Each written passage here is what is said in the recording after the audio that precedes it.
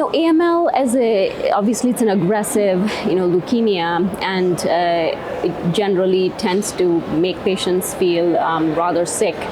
So in terms of toxicities, we take a lot of these, toxicities if it can quickly get people into remission.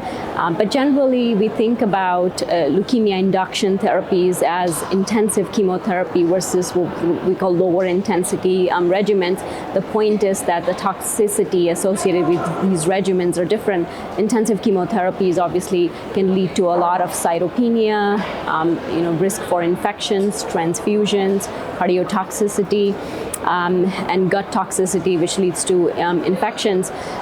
Those are usually reserved for people who are fit and younger patients, while the lower intensive regimens like hypomethylating agents and venetoclax or some of the IDH inhibitors or FLT3 inhibitors, those are more targeted sort of agents where the toxicity profile is better because they don't cause that much cytopenias, except obviously venetoclax-based combinations do cause cytopenias, but less of like the gut toxicity that we see with intensive chemotherapy.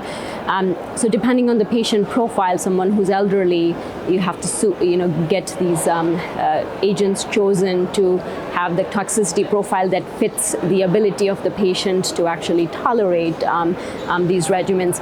As more and more HMA or hypomethylating agent venetoclax regimens come up, this is being challenged, that since it is a better toxicity profile, can it move into younger patients as well? Like why give younger patients more toxicity? And I think the jury's out there on this one. It's going to need there's randomized trials happening to see if chemotherapy can go head to head against lower intensity regimens, achieving the same result with lesser toxicity.